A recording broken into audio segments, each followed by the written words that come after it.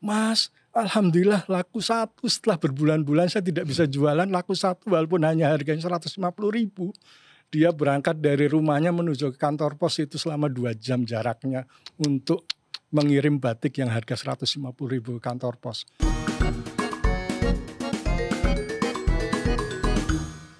Merdeka. Podcast Nusantara hari ini ingin membahas satu topik yang sudah cukup populer, tapi masih banyak orang yang bingung, khususnya saya hari ini. Karena kita akan membahas satu warisan Nusantara yang begitu luar biasa, yaitu batik. Hari ini saya ingin mengundang satu tokoh yang sangat mengerti soal itu.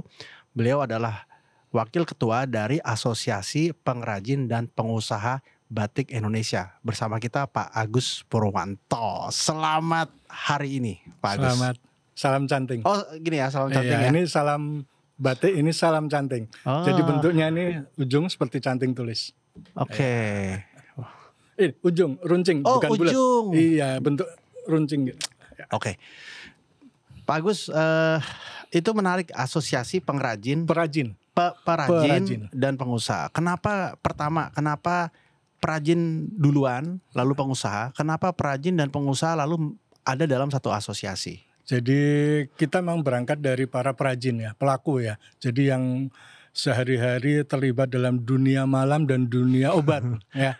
Dunia malam batik dan obat-obatan. Kita nyebutnya dunia malam dan obat. Gitu. Jadi itu adalah perajin. Ya, gitu. Dari perajin itu kita berkumpul, kita membentuk satu asosiasi ya, asosiasi para perajin, yang mana nanti perajin itu akan meningkat menjadi pengusaha juga.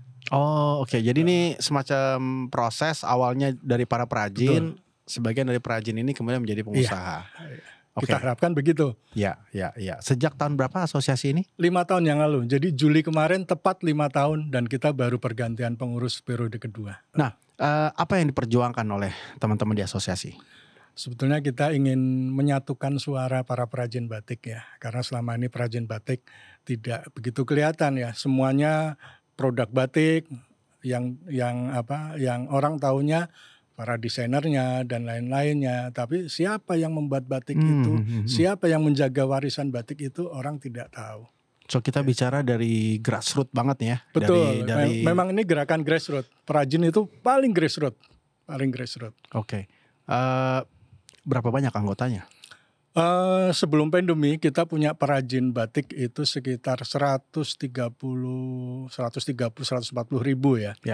Setelah pandemi per September kemarin kita mulai data lagi, hanya tinggal 27 ribu yang aktif membatik. Wow. Dari sekitar 130 ribuan. Bukan berarti yang lainnya bukan anggota, bukan perajin lagi ya, hanya yang aktif membatik. Jadi anggota ini didata dari para pengurus daerah ya, di setiap kota masing-masing, setiap provinsi.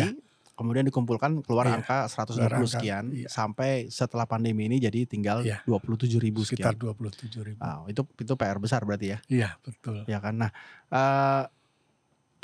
Pak Agus, saya tuh sering penasaran ya, karena sekarang saya juga mulai sering bersarung gitu kan, sering pakai sarung batik, dan di luar sana tuh banyak sekali narasi-narasi yang kemudian ada yang benar ada yang salah. Satu bicara soal batik tulis, ada batik cap, ada batik print dan lain-lain. Itu yang benar kalau menurut kacamata dari teman-teman APPBI itu seperti apa? Jadi kalau bicara batik ya, batik adalah proses membuat suatu kain ya. Nah itu yang dianugerahkan UNESCO kepada batik Indonesia sebagai warisan budaya tak benda. Atas dasar itu pemerintah Indonesia merayakan tanggal 2 Oktober sebagai Hari Batik Nasional. Nah batik yang diberikan oleh UNESCO itu proses batik. Ya, kemudian pemerintah membuat satu SNI, Standar Nasional Indonesia tentang Batik. Batik itu terdiri dari batik tulis, batik cap, atau kombinasi cap dan tulis. Di mana menggunakan perintang warnanya adalah malam cair, malam panas. Malam panas dengan menggunakan alat bantu canting untuk tulis, cap untuk yang capnya. Di luar itu tidak kita beri nama batik. Clear. Ya, itu untuk menjaga warisan budaya ya. Dulu Dulu nggak ada ya standar ini. Dulu nggak ada. Tetapi orang sudah tahu bahwa batik itu ya seperti itu. Standar itu digunakan pemerintah, diberikan oleh pemerintah untuk menjaga agar tradisi batik itu tidak melebar kemana-mana dan tidak kontaminasi oleh produk lain. Ya, jadi printing, digital printing itu bukan bagian dari proses. Bukan batik. Itu tiruan batik. Tiruan batik. Tapi Ya. sah-sah saja dong kalau Silakan, itu kita tidak melarang dan tidak anti ya, silakan. Tetapi yang membuat tiruan batik printing seperti itu, mereka harus mencantumkan bahwa itu bukan batik, tetapi kain bermotif batik. Oke. Seperti misalnya kaos ya, ada kaos motif Megamendung. Ya, Boleh, itu bukan batik karena itu disablon. betul. Tetapi kaos bermotif Megamendung. Ya, Seperti itu. Ya. Diusulkan gitu ya sebaiknya. Sebaiknya, iya. Kalau balik kepada sejarah batik itu sendiri ya. Kalau di kuliner kita atau di rempah tuh ada namanya jalur rempah atau jalur sutra gitu ya. Kalau di batik tuh ada nggak sih kayak jalur wastra atau jalur batik itu sebenarnya? Kita memetakan batik, jadi membuat satu jalur ya, namanya jalur wastra Nusantara. Nah ini seperti ini. Ini kami dari Asosiasi Perajin Pengusaha Batik Indonesia membuat satu pemetaan jalur wastra Nusantara, di mana batik ini sudah tersebar dari mulai paling ujung Aceh hingga Papua. Dan di sini kalau tertera ya, ini data-data ada di sini, misalnya Jawa Tengah 92.000, itu data para perajin batik pada saat sebelum pandemi ini. Oke. Gitu. Dan ini provinsi-provinsi ini berbeda-beda motifnya, sesuai motif khasnya. Mungkin kalau di Zoom akan kelihatan. Seperti Papua nih paling ujung, itu motif Asmat. Gitu. Dan itu juga sekaligus penanda bahaya ya, karena kita punya tinggal 20, Kalimantan Utara tinggal 20 gitu ya. Sekalian juga isu bahwa kalau ini nggak ditumbuhkan ya hilang tuh batik-batik itu. Betul. Memang di sini kelihatan sekali yang banyak tempat tradisional batik. Tradisional batik itu kalau dari Sumatera yang zaman dahulu kala ada, itu dari mulai Jambi, Bengkulu, Lampung, Palembang. Itu tradisional, itu ada batik Sumatera Selatan ya. Kemudian makanya di situ jumlahnya juga cukup banyak. Bengkulu cukup banyak. Itu Sumatera Selatan cukup banyak karena memang sejarahnya ada batik. Gitu. Kemudian di Jawa Tengah, Jawa Barat, Jogja udah pasti seluruh Jawa ya. Di luar itu, di luar Jawa memang baru tumbuh setelah ada program pemerintah untuk pemberdayaan masyarakat dalam bidang batik. Kalau ini batik Madura yang saya kenakan ini masuk ke Jawa Timur berarti ya? Jawa Timur, Jawa Timur cukup banyak, paling banyak Jawa Timur. Jawa Tengah paling banyak, tapi Jawa Timur paling banyak itu Madura. Kita tuh sering pikir batik itu Jawa Tengah. Sekarang kadang Jawa Barat, Jawa Timur gitu ya. Padahal sebenarnya batik itu ya dari Sabang sampai Merauke ada. Apa unsur pembedanya yang paling jelas? Yang jelas kalau dahulu unsur pembedanya dari motif dan filosofi. Itu setiap daerah berbeda-beda ya. Kemudian ciri khas pewarnaannya juga berbeda, prosesnya ada sedikit perbedaan. Kalau gitu berarti kalau kita bicara jenis batik tentu banyak sekali dan kalau melihat tadi data-data tadi kan ada jumlah pengrajin yang sedikit di sebuah daerah, artinya kita sudah mungkin melihat kelangkaan terhadap pola-pola tertentu dari batik ya Pak? Iya betul, memang di beberapa tempat ada beberapa batik yang dalam tanda kutip hampir punah ya. Itu karena sedikit perajinnya dan juga sudah mulai jarang dibuat. Gitu. Ini yang sekarang ada di meja ini salah satu dari beberapa batik langka. Dari beberapa batik. Ini ada batik Rifaiyah. Batik Rifaiyah itu dari daerah Batang, Desa Kalipucang, Batang, Jawa Tengah ya. Itu ada satu komunitas yang menamakan dirinya komunitas Rifaiyah. Dan mereka khusus membuat batik dengan ciri khas yang betul-betul unik, betul-betul unik. Jadi diberi nama batik Rifaiyah. Itu. Kemudian ada juga ini dari daerah Madura, Tanjung Bumi tepatnya. Ini ada proses batik yang sangat bagus sekali, namanya batik gentongan. Memang masih dibuat, tetapi yang murni gentongan hanya sedikit. Mungkin ada tinggal 3 atau 4 keluarga yang membuat batik gentongan. Ini juga langka. Ini juga sangat langka. Kemudian satu lagi ini produk saya juga karena saya basicnya dari Cirebon ya. Megamendung mungkin populer ya. Orang tahu Megamendung dari Cirebon. Tetapi dengan gradasi 9, ini 9 gradasinya. 9 lapis. Dihitung dari sini ya Pak? Iya. Dari bawah sini? 1, 2, 3. Dari bawah, putih tidak masuk, hitam tidak masuk. Ini ada 9 gradasi. Ini sangat susah dan langka yang membuat di Cirebon. Megamendung boleh banyak dibuat, tetapi yang 9 gradasi ini cukup. Biasanya berapa gradasi? Yang umum sekarang dibuat 3 atau 5. Gitu. Ini ada filosofinya sampai 9. Artinya kita bicara bahwa setiap proses pembuatan batik selalu punya filosofi yang berbeda-beda. Ya. Jadi ini kita kemudian bicara lagi tentang budaya, antropologi dari masing-masing daerah ya. Kalau kita bicara kekayaan batik itu memang sendiri ya. Salah satu yang dianugerahkan UNESCO adalah bahwa batik yang diciptakan mempunyai makna dan filosofi. Itu kelebihan batik Indonesia dibanding batik dari luar negeri yang pada saat itu juga mengusulkan. Filosofi itulah yang sangat luar biasa. Ya.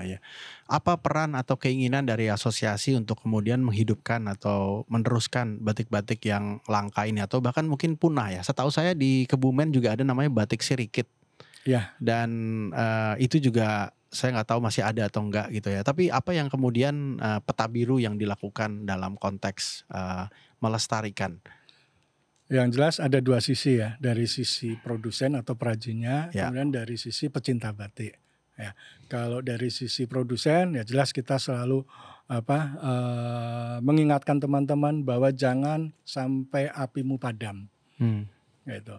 Maksudnya biar kompor itu tetap selalu menyala setiap hari. Kalau menyala berarti ada kegiatan membatik terus menerus itu. Dan alhamdulillah ya kalau dibilang langka tetap masih bertahan. Gitu. Kalaupun mereka kemarin turun itu karena pandemi ya. Sebenarnya itu karena faktor eksternal saja.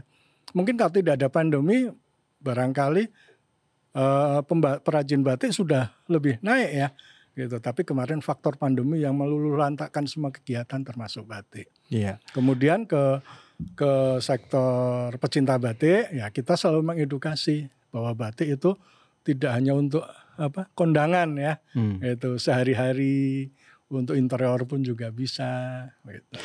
Bagaimana dengan yang sudah punah, Pak? Yang sudah punah yang jelas kita selalu salah satunya dengan kegiatan kita Zoom ya. Zoom APBBI itu kita adakan setiap minggu, setiap Sabtu, sekarang 2 minggu sekali, setiap Sabtu. Itu tentang batik-batik dari berbagai daerah, termasuk batik-batik langka. Kita ceritakan filosofinya, sejarahnya dan lain-lain. Kalau bicara punah berarti memang sudah tidak ada fotonya saja, tapi bisa dibuat lagi atau kalau udah punah ya berarti punah? Kalaupun punah itu ada literaturnya. Jadi kalau punah biasanya kita lihat dari foto-foto lama atau sejarah lama itu kita gali. Itu berbeda ya. Yang sekarang kita konsen sebetulnya yang sudah langka, sudah jarang dibuat, itulah yang kita kembali populerkan. Jadi udah semakin langka, pengrajinnya juga semakin berkurang. Jadi saya kembali lagi penasaran dan prihatin tuh Pak dengan 120.000 sekian yang sekarang tinggal 27.000 ya. Yang aktif ya. Jadi seperti juga ini pandemi ini pada saat pandemi 2020 ya. Waktu itu kan harapan kita Agustus itu sudah bagus ya. Beberapa bulan selesai lah gitu ya. Beberapa bulan selesai. Nah kita pun tidak ada persiapan. Tapi begitu masuk ke semester kedua itu kami para teman-teman tuh sudah merasa kesulitan. Tidak ada penjualan sama sekali. Karena batik itu penjualannya di sentra-sentra pariwisata. Pariwisata 0, orang yang datang ke sentra batik pun juga 0. Nah, apa yang dilakukan oleh teman-teman di asosiasi kemudian untuk mendorong pertama pertumbuhan kembali perajin batik, yang kedua bagaimana melindungi tadi hal-hal yang sifatnya warisan dan tadi kan kalau bicara kita mendorong teman-teman jangan matikan apinya dan lain-lain ya gampang untuk menyampaikannya tapi begitu dengerin gitu aduh saya bisa ngenes banget ya. Betul ya. Jadi kita pun juga karena kami pun di asosiasi pun juga sama ya. Kami pengurus juga perajin juga. Jadi betul. Apa yang mereka rasakan juga kita juga merasakan semuanya ya. Jadi pada saat itu kita membuat satu kegiatan dimulai awal pandemi itu mulai bulan Juni. Kita buat Zoom setiap minggu, waktu itu hari Kamis ya. Kita buat Zoom tentang batik. Waktu itu yang kita tercetus apa sih yang dibutuhkan oleh teman-teman. Satu pertama waktu itu tentang bagaimana sih cara memanage mereka, kemudian marketing mereka, karena saat itu penjualan nol sama sekali. Jadi kita mengundang teman-teman dari FEB Alumni UI ya, alumni UI, banyak teman-teman mereka yang secara membantu kami ya, volunteer untuk memberikan penjelasan baik tentang marketing, digital marketing dan sebenarnya lain-lain. Itu masa yang paling tepat buat belajar ya sebenarnya selama pandemi itu, karena kita selama ini sibuk jualan gitu ya. Jadi kita bikin itu tujuannya itu untuk belajar. Sekarang masih Pak? Masih. Sudah mencapai 89 episode. 89 episode. Untuk tahun ini kita mengurangi menjadi 2 minggu sekali setiap hari Sabtu. Dan kemudian ada satu ambil langkah, kenapa ya waktu itu, apa sih yang bisa kita bantu konkret kepada teman-teman perajin. Karena pada saat itu yang jelas tidak ada penjualan. Tentu kita ingin bagaimana caranya untuk menjualkan mereka. Offline jelas nggak bisa. Orang datang tidak bisa. Satu-satunya cara dengan penjualan online. Gitu. Kemudian kita coba iseng-iseng setiap Zoom kita menjualkan batik. Waktu itu saya tawarkan ini batik apa. Dan laku. Kemudian episode berikutnya kita buat satu katalog. Kita kumpulkan teman-teman perajin. Setiap perajin mengirimkan 5 foto. 5 foto dengan detailnya, ukurannya dan harganya. Kemudian kita buat satu katalog. Kita buat satu katalog, rangkaian katalog ya, dengan menampilkan sekitar 150 foto. Kemudian Zoom tiap hari Kamis kita edarkan mulai Rabu. Pertama ke grup Zoom. Grup Zoom banyak yang laku. Kemudian pada saat Zoom kita edarkan lagi. Alhamdulillah setiap Zoom itu kita laku ya. Waktu itu kita murah-murah dulu, ada yang 200, 300. Itu laku, ada yang 30 juta totalnya, 40 juta. Dan saat itu ya kita senang sekali ya setelah mendengar teman kita dari Pamekasan ya, di bukit-bukit, mereka tinggalnya di bukit. Mas, alhamdulillah laku 1 setelah berbulan-bulan saya tidak bisa jualan, laku 1 walaupun hanya harganya 150.000. Dia berangkat dari rumahnya menuju ke kantor pos itu selama 2 jam jaraknya untuk mengirim batik yang harga 150.000 ke kantor pos. Itu yang betul-betul kita tidak bisa berbuat banyak, tetapi dengan menjualkan itu satu langkah nyata yang mungkin bisa kita perbuat untuk teman-teman. Dan itu sampai sekarang kita setiap Zoom selalu ada bursa batik. Menolak menyerah. Betul. Setelah pandemi ini, setelah kemudian semakin banyak gerakan-gerakan cinta lokal, ini anak-anak muda sekarang mulai berbatik ya, bersarung. Di 89 episode itu ada kelas yang khusus bahas filosofi tadi nggak?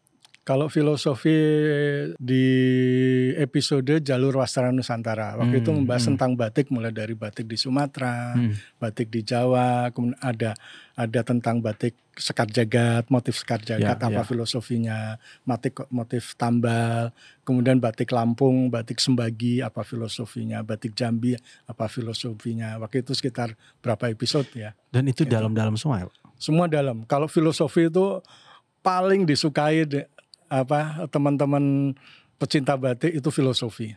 Nah, coba cerita sedikit Pak tentang Mega Bendung yang kebetulan ada di depan kita nih. Mega Bendung sedikit ini kan aja. Motif khas Cirebon ya. Semua orang tahu kalau ada motif ini pasti itu dari Cirebon. Nah, ini filosofinya memang ini ada sebagian bicara bahwa ini berasal dari Cina. Betul, memang di sana juga ada motif yang mirip. Ada sebagian bahwa ini ciptaan dari salah satu kerabat keraton di Cirebon. Itu memang betul. Jadi sejarah itu banyak sekali ya, banyak sekali. Nah, ini filosofinya memang Mega Mendung itu seperti awan di atas yang tidak beraturan ya, selalu bergerak kemana-mana. Jadi dinamis sekali. Jadi filosofinya bahwa kita bisa kemana-mana, bisa bergerak tanpa batas ya, karena memang kita diciptakan oleh yang di atas itu untuk berusaha sampai kapanpun tanpa batas sesuai dengan aturan yang berlaku. Jadi salah satu filosofinya seperti itu. Kita harus undang lagi untuk bahas setiap filosofi, atau nanti harus dibuatkan channel khusus tuh Pak untuk bahas bagus itu sekali nih. Mega Mendung juga ada, bisa saya bahas tentang langit dan bumi. Itu panjang dan lebar ya nanti. Ya. Kemudian batik lain seperti Rifaiyah itu tentang filosofinya juga dalam sekali Ya, itu. ya. Kemudian batik Sekar Jagad yang sangat Ya. populer, Ya. itu filosofinya Ya. banyak sekali. Sedikit sebelum kita closing ya, bagaimana dengan batik-batik kontemporer yang pendekatannya desainnya sangat modern banget tapi masih menggunakan Prosesnya tetap proses yang batik. sama itu. Iya, banyak sekali teman-teman di daerah seperti Jogja, Kulon Progo atau sebagian di Jogja, Jawa Timur juga di Sumatera banyak membuat batik kontemporer dengan basic batik tradisional. Juga teman kami yang di Bandung, Pak Komar, sekarang juga sedang mau launching batik tentang batik pendulum. Itu juga kalau boleh lihat pendulum ya, yang melingkar-lingkar itu menjadi satu motif yang sangat ekspresif ya. Itu salah satu contoh dari motif-motif kontemporer. Ya. Ada nggak sih yang kita bisa lakukan selain membeli produk-produk atau batik-batik dari para perajin ini? Ada nggak sih yang kita bisa kontribusikan selain membeli itu? Yang kedua, apa yang mungkin menjadi catatan penting bagi pemerintah, bagi kita semua ekosistem untuk bisa mendorong kearifan-kearifan lokal ini untuk terus tumbuh dan hidup? Yang utama memang sebetulnya hargai batik kita ya. Ke perajin ya membeli batik itu ya, karena tidak ada cara lain bagaimana api kita tetap menyala, malam kita tetap panas kalau produk kita tidak dibeli ya, tidak diapresiasi oleh para pecinta batik. Jadi kalau menurut saya, buat saya ya satu-satunya dengan mengapresiasi produk batik, karya dari perajin-perajin batik di seluruh daerah gitu. Ya mungkin juga bisa mendorong literasi terhadap masing-masing pattern tadi ya, dan kemudian kita sebagai masyarakat bantu menyebarkan cerita-cerita itu ya. Kalau itu lebih banyak kita ke konsumen ya, ke masyarakat pecinta batik, ke anak muda. Zoom sekarang itu kita diminati oleh para mahasiswa, para pelajar dan semua yang di luar perajin ya. Malah lebih banyak sekarang 80% di luar perajin. Ya. Ada yang kedua tadi, ada pesan untuk mungkin ke pemerintah, akademisi, pelaku usaha yang lain juga untuk mendorong batik. Ya, salah satu cara kita minta diapresiasi semua produk batik kita ya. Terus jangan disamakan dengan produk tekstil karena itu tentunya berbeda. Dan untuk pemerintah pun kalau bisa kami dari dulu mendorong ya untuk ada satu regulasi bahwa SNI sudah bagus, bahwa NSI, bahwa batik itu seperti ini ya, A dan BC sudah ada. Tetapi tidak ada payung hukum bahwa yang menjual tekstil itu menggunakan kata batik tidak ada sanksinya. Banyak produk-produk tekstil mereka menulisnya batik, padahal itu bukan batik. Tidak ada payung hukumnya, jadi kita tidak bisa melarang produsen tekstil itu mencantumkan kata batik itu. Meskipun tadi ya di awal kita bicara ini tidak dilarang, tapi masyarakat harus tahu jelas ini yang batik, ini yang bukan batik gitu ya. Baik, terima kasih banyak sekali lagi sudah hadir memberikan kita banyak wawasan. Pasti kita undang lagi nanti di podcast Nusantara. Insyaallah, terima kasih. Dan demikianlah bincang-bincang kita dengan Pak Agus Purwanto yang akan selalu fokus mengawal ya, mudah-mudahan ya Pak, proses perjalanan batik dengan teman-teman perajin dan para pengusaha di asosiasi. Sampai bertemu lagi di episode berikutnya. Hidupkan cinta Indonesia.